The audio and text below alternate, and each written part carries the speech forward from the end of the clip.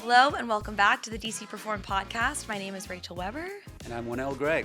Well, really exciting episode for you guys today. So, a lot of misconceptions and myths around automation and robotics. So we brought on an expert, Steve Simmerman from Locus Robotics, to help us really debunk those and work through them.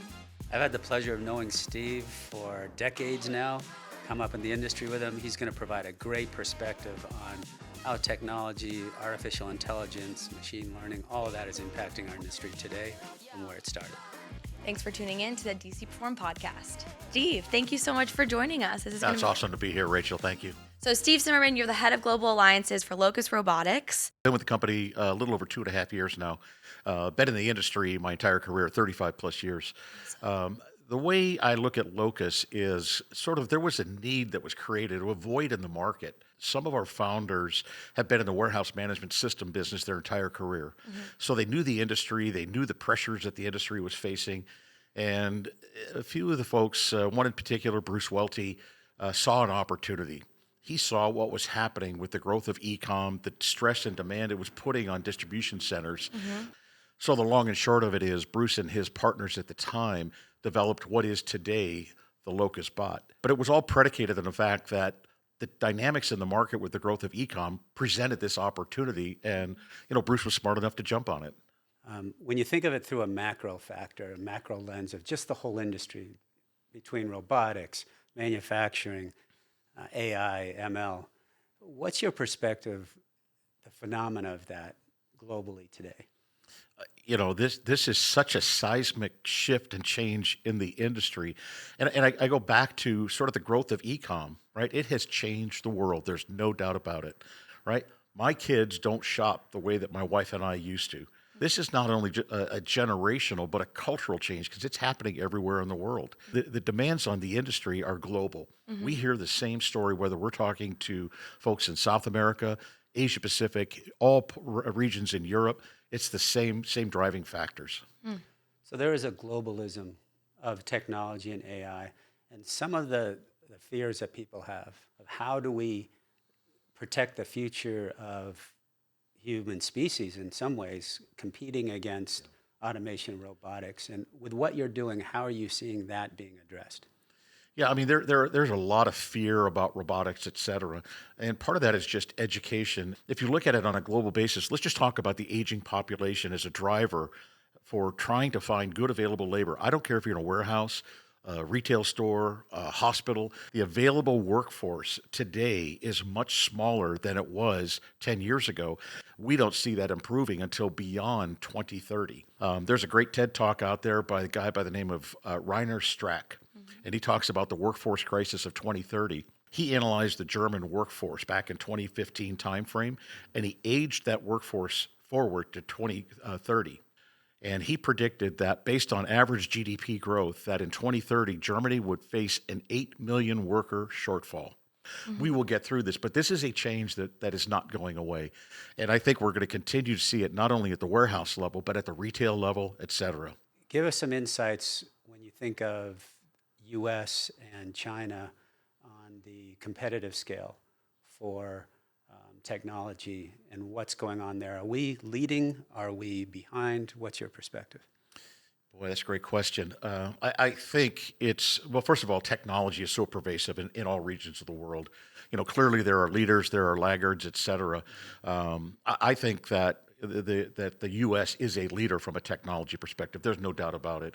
But that being said, there are leaders in other segments of technology, particularly if you look at the warehouse business, right, the distribution business, material handling automation. There are pockets of expertise in certain parts of the world, particularly Europe, where they've been automating DCs for years and years. Right. So they've got a tremendous leg up on a lot of other regions around the world. And I think it's a little bit of leapfrog. Right? So you create a great widget. I see it and I say, boy, that's a great widget. If I do this, this, and this with that widget, I can leapfrog Wonil's technology with something that I think is better, faster, cheaper. Right. So we see that all the time. And when we think about the end consumer, their buying experience and how that's evolved, I think of where we are now in our careers, in our time, that we're no longer the ones who are going to be using lots of our disposable income for those purposes, but with Rachael's time, we're coming up into that. Rachael, what are you seeing in the marketplace when you go to a store, you buy. How are you seeing that AI is helping or hurting that? Yeah, so one thing that really comes to mind is actually my shopping experience at Zara, a popular retailer. Over the past year, I've actually picked up on some of the robotics and things that they're incorporating inside of their actual stores. So I remember, a huge challenge when you shop at Zara is that the line to check out is always terribly long. It takes forever. People are always buying like 30 articles of clothing. It's a disaster. So I remember the last time I went in there, No patience. yeah. Last time I went in there, there was half of the store was shut down, and I was like, "What the heck?" And then I go back a week later, actually, and they had converted the checkout area downstairs into a entirely automated process. So when you drop your clothing into this little bucket, it just automatically scans all of the tags at once. And then you're instantly checked out, and then you can hit the road. So I thought that was a really interesting evolution of the checkout process, especially just in a retail store, a brick and mortar. I haven't seen anything like that other than maybe the Amazon store. It just shows you that how it's making its way into just our everyday shopping experiences. Oh, without a doubt. I mean, and I think your example of Zara with the automated checkout, probably driven by RFID tags in the clothing, Yep. right? Yep. So I was reading actually a case study on it, and they were utilizing the RFID technology in their actual warehouse to keep track of SKUs, make sure that their packages were being delivered to customers with the correct products in it. Then what I'm thinking is they're like, oh, wow, this has been working so efficiently for us. Why don't we just use that in the checkout process? We're starting to see an increase in RFID usage, both from the manufacturing side of primarily apparel, right? But we're also seeing it in cosmetics and others in terms of knockoffs. Zara probably can't find enough people to work in the store to count the inventory the way they've always done it in the past. Just a decade ago, it was the stores that drove innovation. Now it's supply chain that's driving innovation, and it's going to the stores. Yeah, I mean, we're starting to see more and more automation at the grocery store level, right? The whole concept of micro fulfillment. You see concepts of two-story grocery stores, right? With all the bulk merchandise on the top being driven by robotics picking, et cetera. So, Rachel, you go to your local grocery store, you go online, create your shopping list. The store knows they're going to get these items out of the staples, area. They can pick them robotically, deliver them to you as you go through and pick fresh produce, et cetera, on the lower level. There's all kinds of stuff happening in the background, these little experiments that are happening. You mentioned the fears people have around automation. I'd like to get into some of those, kind of debunk those misconceptions that exist out there in the marketplace. Maybe some businesses are more resistant to incorporate automation into their process because they have these misconceptions about what automation and adding robotics into their strategy can do. A common misconception is that automation replaces all human workers and jobs, a loss of jobs. What do you have to say about that? Well, I think actually robotics and automation are creating jobs. If you think about it, if you think about the total supply chain of an automated solution, the providers of that automation need more and different types of workers, technology workers, et cetera, to build the automation, to deploy it, to support it. And yeah, while it may have an effect on a warehouse floor in terms of headcount, maybe I used to have 100 people in my warehouse, but now thanks to automation, I really only need 60. Okay, we can redeploy those folks into other areas of the distribution center. We find with the users of our bots is they actually love the bots. And from a human perspective, and I have to bring this up, there's a soft ROI associated with automation. And I'll give you a perfectly good example.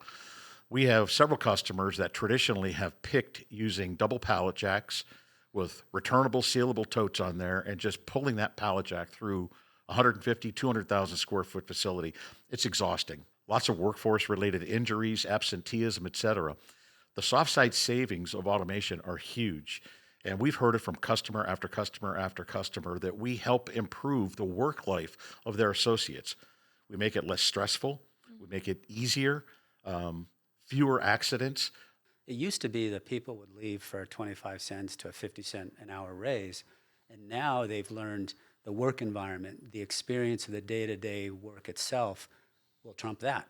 It makes a big difference in retention. We actually have customers that use the soft savings, the soft ROI, the improvement of work life, and automation as a recruiting tool. The value of a solution is only as good as the workforce that adopts it. Oh, yeah, absolutely. And so when you think of it in that lens, that's what we're experiencing is how do you make the technology simple, easy, and then the workforce adopt it? But there's a flip side to it too. You're assuming that you can interface the technology between two different entities. Mm-hmm. So let's take, for example, ASNs. That's one of the common questions you ask in receiving and freight is, hey, is ASN data available? Right. Well, they can have it, but if the receiving entity doesn't have the technology to absorb, it's useless. Yeah. The Locus solution, how are you helping companies to have the infrastructure support the solutions that you're developing?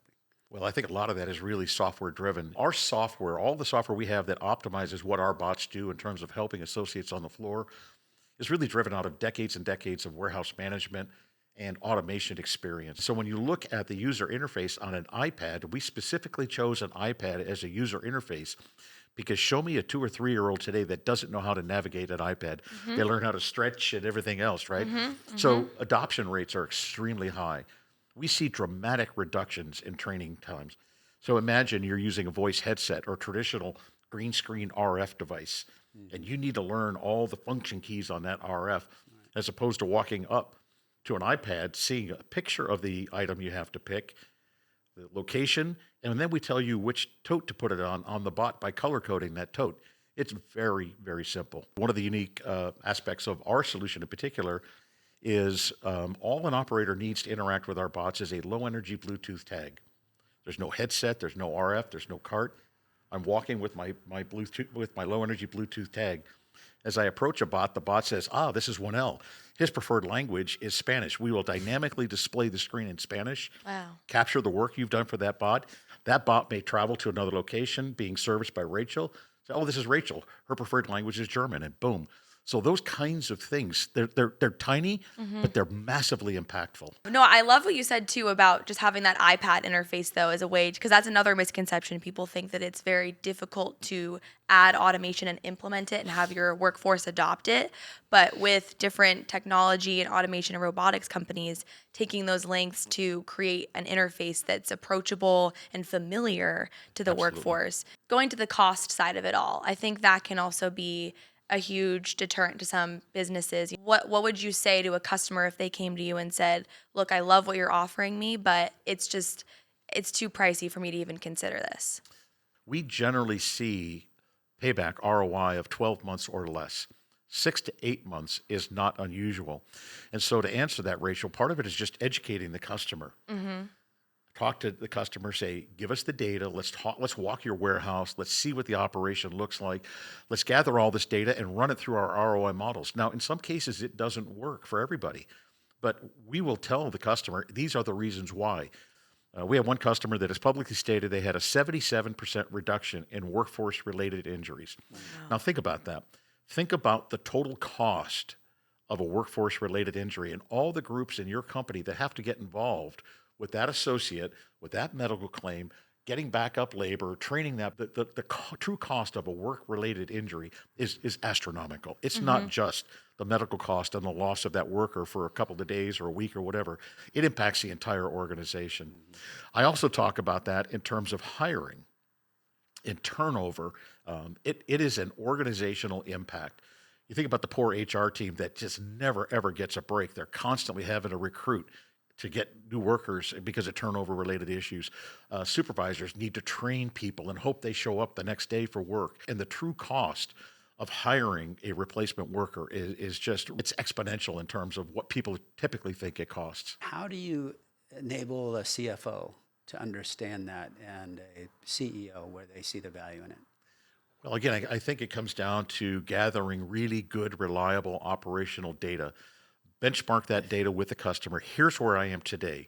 And then based on our experience across hundreds and hundreds of deployments, we can say, look, our models show that this is possible based on the kind of data you've given us. And here's where we see the improvements in your operation. And here's the ROI tied to that, or the lack of ROI, right? Yeah. What would you say to a business that says, we're too small for automation, it's only for large businesses? Well, there are cases where, an enterprise is just too small, okay?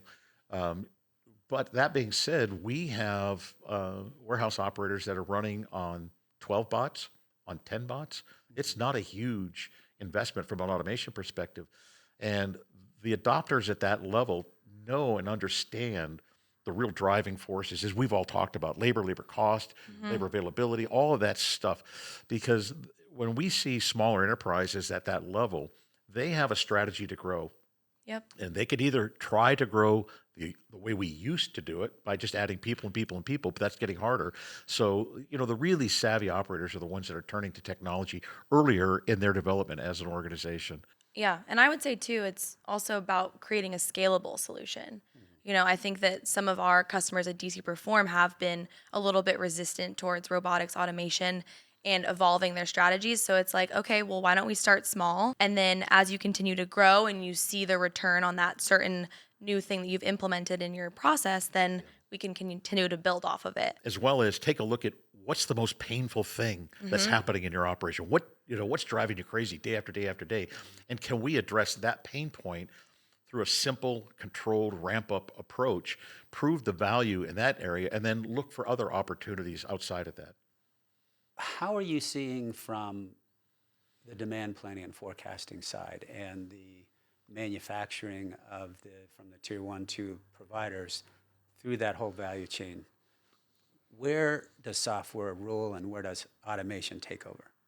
Well, I think I'm not an ERP expert. I know enough to be dangerous, but I think when you talk about like demand planning and sales forecasting, those are great applications where AI and machine learning can really help advance that. Where they used to be very people-centric plans, right? Survey the sales team. What do you think you're going to sell next year? Then it goes up to and before you know it, this snowball is growing bigger and bigger and bigger. It's not based on reality. And I think a lot of the larger ERP demand planning, those providers have been around. They're aware of that, and they're taking advantage of that technology to make that more accurate and more flexible in response to trends and demands and even catastrophes in the world, right? Remember a year and a half, 2 years ago, that ship got stuck in the Suez Canal. That's right. Whoever would have anticipated that? I mean, the level of machine learning and AI, et cetera, the ability to react to those catastrophes, and just having supply chain visibility, risk management, this is all a brand new world, right? That didn't exist really 5 years ago, 6 years ago. But now it's becoming more and more mainstream. So I think there's a tremendous opportunity for AI and ML in those types of applications to react more dynamically. Chicken and egg question. Software or hardware? Which comes first? Software in my mind. Look, 3-5 years from now, we're going to look at today's robots and say, oh my God, look how silly we were. Look at those things. They're kind of dumb and et cetera. So we're going to see continued evolution of hardware technology, right? But if you think about it, it's the bot needs software to guide it and drive it. So fundamentally, it's a software play. I'm so early in my career in supply chain, and even in the course of the year and a half that I've been in the industry, I've seen so much change. Automation and robotics is going to get to a point where maybe it's morally not or ethically not right, and it's still so early on that we haven't really defined what that looks like. There's not as much control over it. What should I be cautious of in the future? I mean, I'm going to be met with some difficult decisions and questions to ask. I think a word that doesn't get used enough with automation is safety. If it's not a safe solution, it's dead. Yeah. Right. I forget who the gentleman was, but I read a quote from a CEO who said their number one focus is safety.